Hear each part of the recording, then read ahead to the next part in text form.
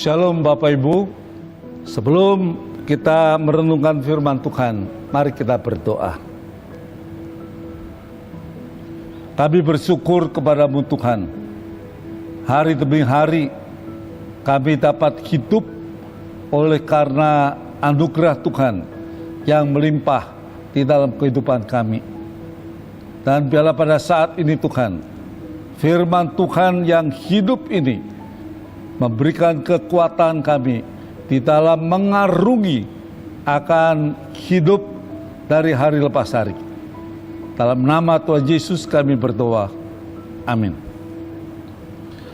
Firman Tuhan saya ambil di dalam Mazmur 130 ayat 5 yang berbunyi demikian.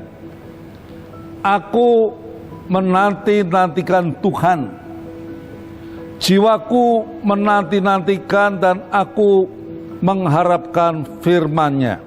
Bapak Ibu yang kekasih di dalam Tuhan Yesus Kristus, pada hari ini kita diingatkan kembali oleh firman Tuhan yang ditulis oleh pemazmur yang mengatakan, aku menanti-nantikan Tuhan.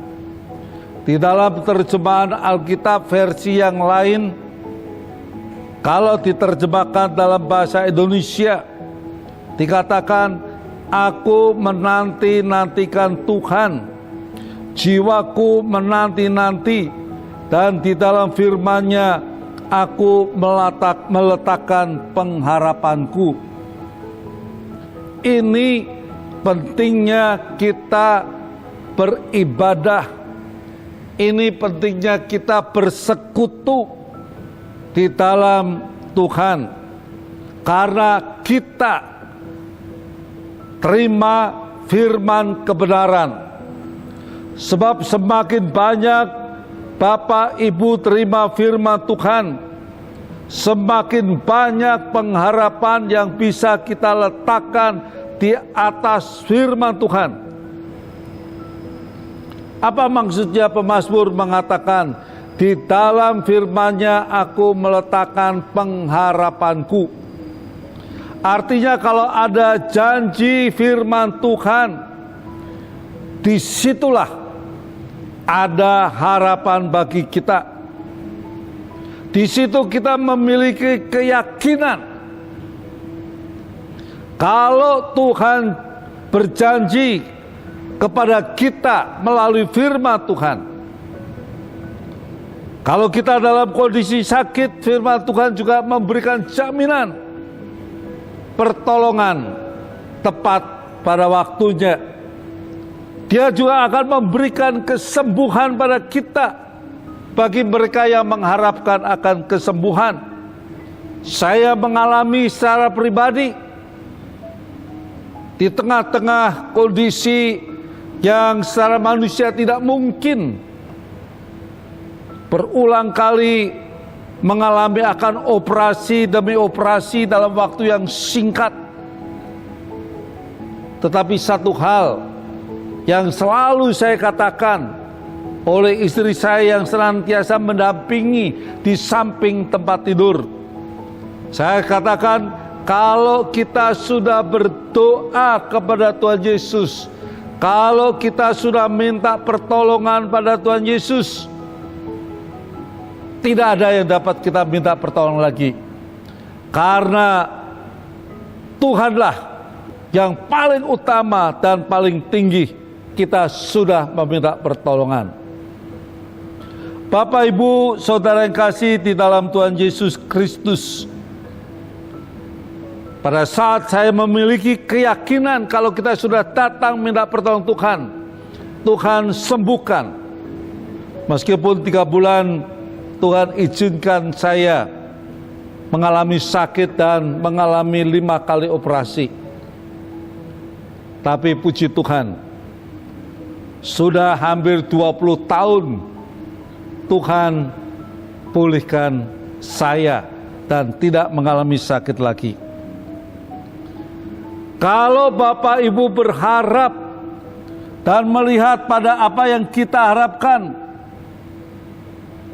Kalau kita tidak memperoleh, kita cenderung untuk putus asa.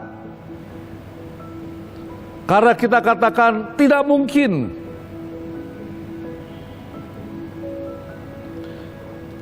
Oleh sebab itu, biarlah di dalam setiap langkah demi langkah yang kita hadapi, kita serahkan diri kita kepada Tuhan.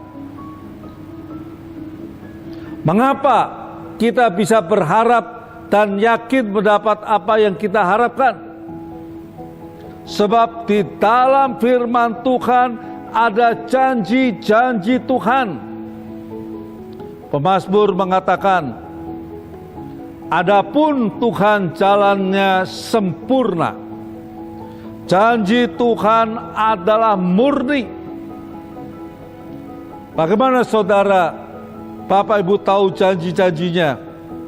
Kalau Bapak Ibu tidak mau belajar merenungkan akan firman Tuhan, mari kita belajar tentang Elia.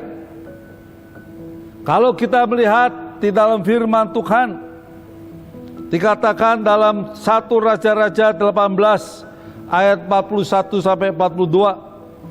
Kemudian berkatalah Elia kepada Ahab, pergilah, makanlah dan minumlah, sebab bunyi dera hujan sudah kedengaran. Lalu Ahab pergi untuk makan dan minum, tetapi Elia naik ke puncak gunung Karmel.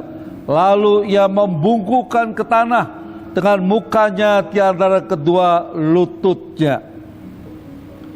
Kita lihat ada seorang yang punya pengharapan yang luar biasa.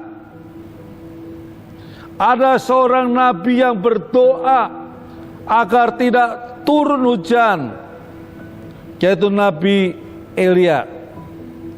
Pada saat dia berdoa supaya jangan turun hujan, dia berharap supaya Tuhan menjawab, dan buktinya Tuhan menjawab akan doanya. Hujan tidak turun selama 3,5 tahun.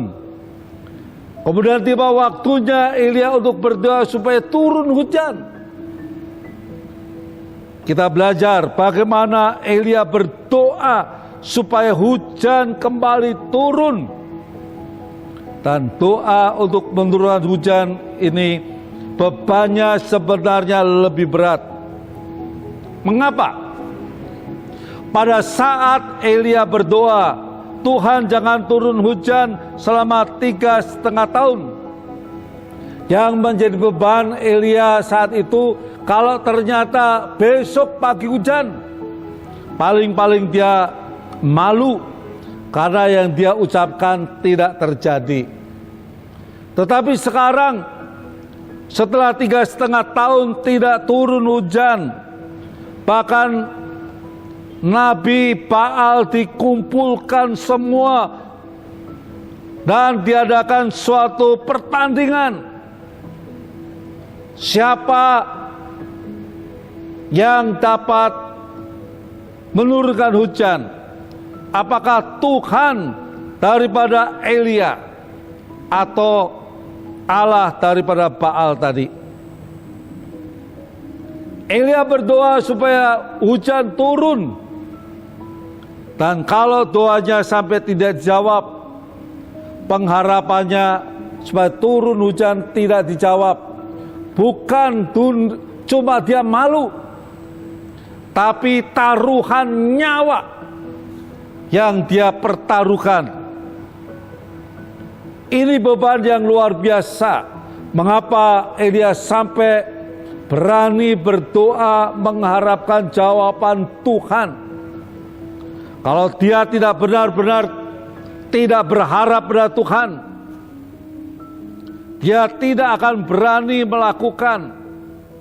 Sekarang kita akan lihat bagaimana harapan Elia ini terjadi. Setelah Nabi Baal semua disembelih, dia kemudian bertemu dengan Raja Ahab. Raja Ahab diberitahu, pergi, makanlah dan minumlah, sebab bunyi dera hujan sudah kedengaran. Saat itu belum turun hujan, tetapi Elia yakin karena dia berharap kepada Tuhan, dan Tuhan akan menurunkan akan hujan. Lalu Akab pergi untuk makan dan minum, tetapi Elia naik ke puncak gunung Karmel. Dia membukukan ke tanah dengan mukanya di antara kedua lututnya. Dia berdoa. Dia tidak memandang ke atas, tapi justru dengan pandangan kepada lutut yang ada di bawah tadi.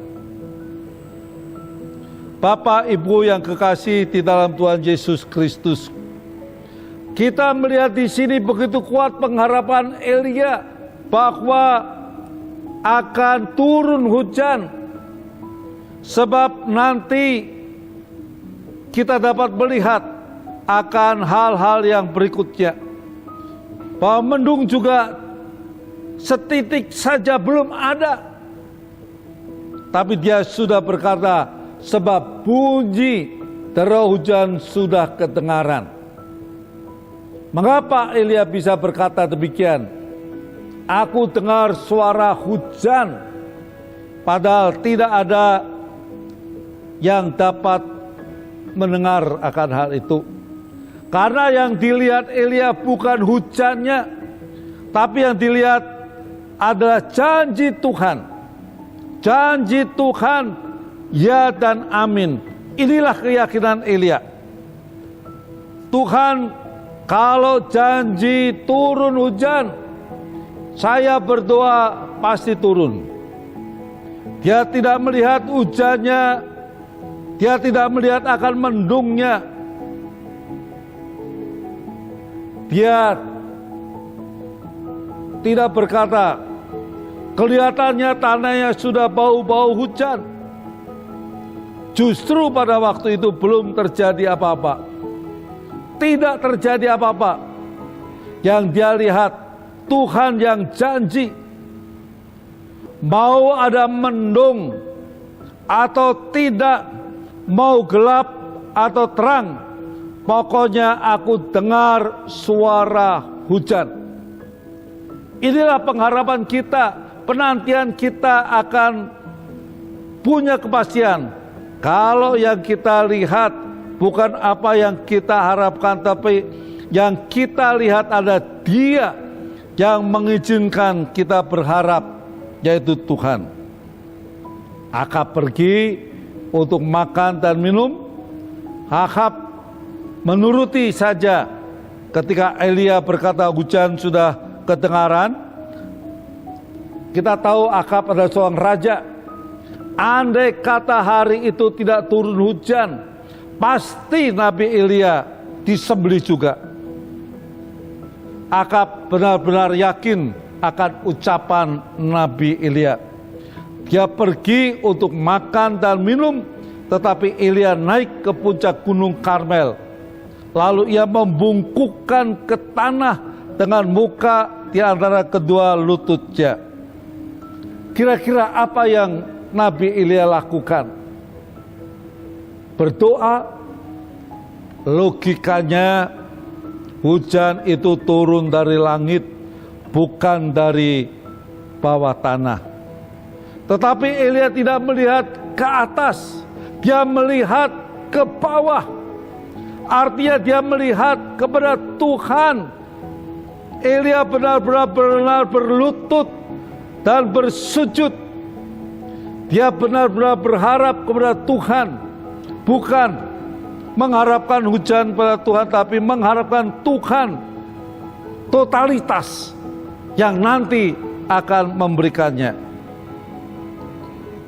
Dan kita lihat dalam firman Tuhan tadi, mengatakan naiklah ke atas, lihatlah ke arah laut. Bujang itu naik ke atas.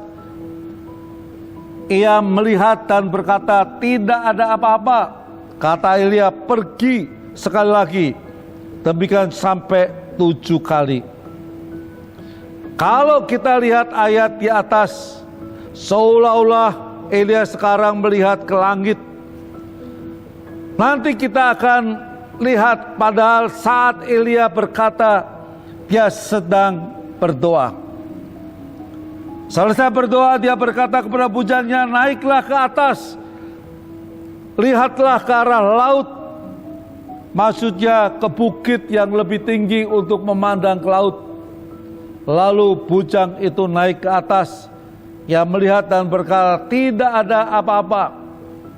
Nah, kalau lihat ke laut tapi tidak ada tanda apa-apa, kira-kira masih ada harapan tidak secara manusia?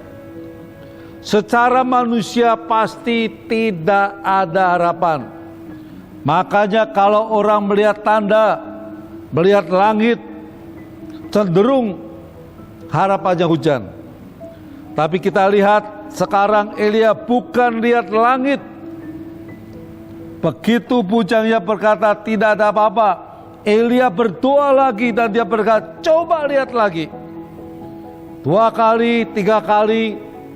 Kalau saudara jadi Elia, sementara Akab lagi makan, minum, sambil menunggu hujan sebentar lagi, saudara sudah berdoa 3 kali, tetapi langit belum ada tanda-tanda, mendung belum ada. Kira-kira bagaimana pendapat dari Bapak Ibu sekalian? Pasti keringat dingin yang terjadi. Di sini kita lihat situasi yang dihadapi Elia seperti yang dikatakan dalam ayat Amsal Soleman. 7 kali orang benar jatuh, namun ia bangun kembali. Kata Elia, pergilah sekali lagi. Demikian sampai 7 kali, artinya 7 kali itu angka yang sempurna. Kalau kita berharap pada Tuhan, sekalipun situasi tidak ada harapan, tetaplah berharap kepada Tuhan. Walaupun tidak ada setitik awan, Elia berkata, aku tetap berharap sampai melihat janji Tuhan. Nah, ini banyak dari kita sampai kita berdoa,